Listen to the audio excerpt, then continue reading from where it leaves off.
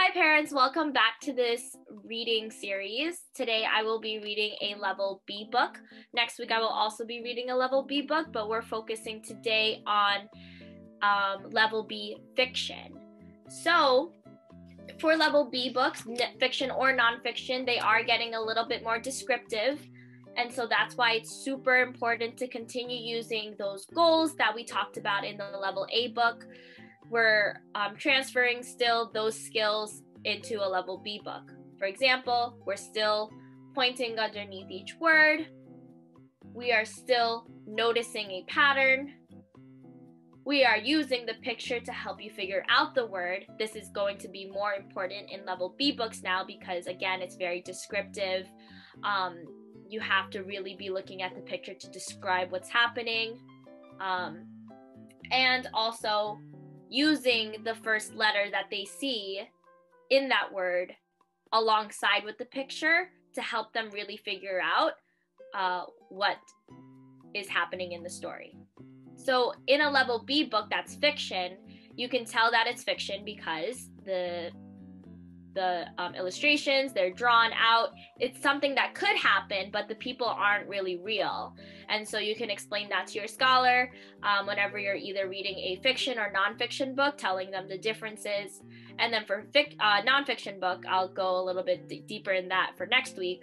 But nonfiction books are usually real life pictures and you're getting more information out of it. It's more, you're learning more through the book. This one is just more telling you a story or usually like teaching you a lesson. So you will see the difference between the level A book now and the level B book while we're reading this.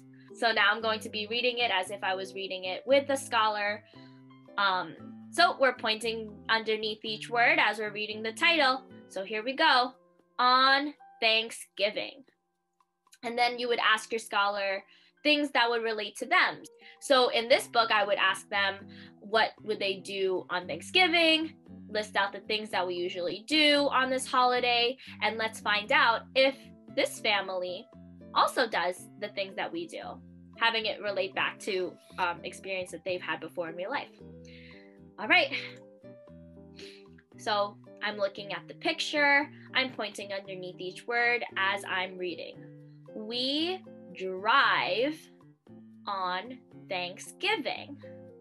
I noticed that there's a D, and they're in a car. But again, I'm pointing underneath each word so I know what exactly this word says. So we drive on Thanksgiving. We, who do we usually see during Thanksgiving?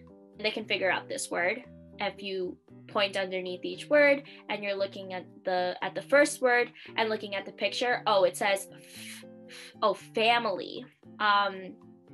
You give them definitions now of like what this word might mean. So visit means that you get to see your family during that time. So as they're figuring out the words, if they finally figure out all the words, have them reread the sentence again to you so they build that fluency as well. So we visit family on Thanksgiving.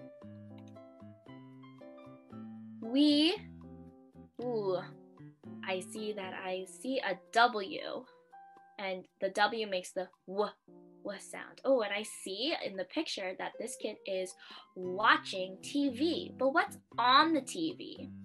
Because this doesn't start with the T sound. It doesn't make the t. Again, prior knowledge, what they might know the sport. So it starts with the sound. Oh, it's football. So we watch football on Thanksgiving. I notice again that there's a pattern. It's always happening on Thanksgiving. We play games on Thanksgiving.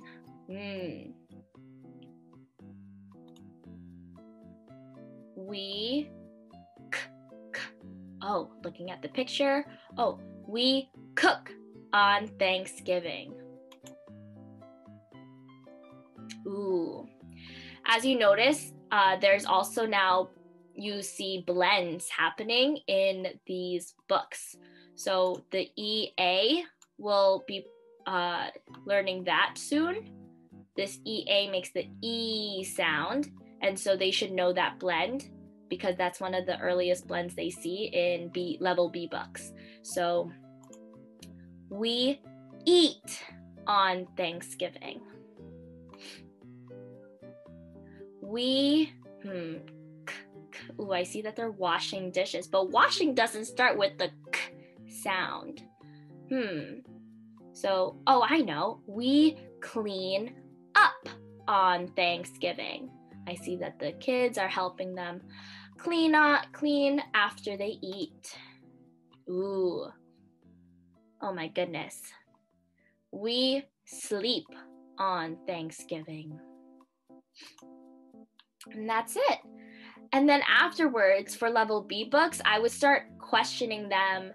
What do we do on Thanksgiving? Having them retell what happened in the story, and then having them list all the things. They can go back into the book as well, have them flip back so they remember, and having them just retell it by not reading the exact words, but looking at the pictures to help them remember. So for comprehension questions, again, I would ask scholars what happened in the story, so retelling. They can look back into the pages, having them maybe relate back to what they have done before in Thanksgiving, what's similar and what's the same, what was your experience in Thanksgiving, and how do they feel? Those are really good questions to ask your scholars as they finish reading a book. All right, that's all I have for today. Happy reading, everyone.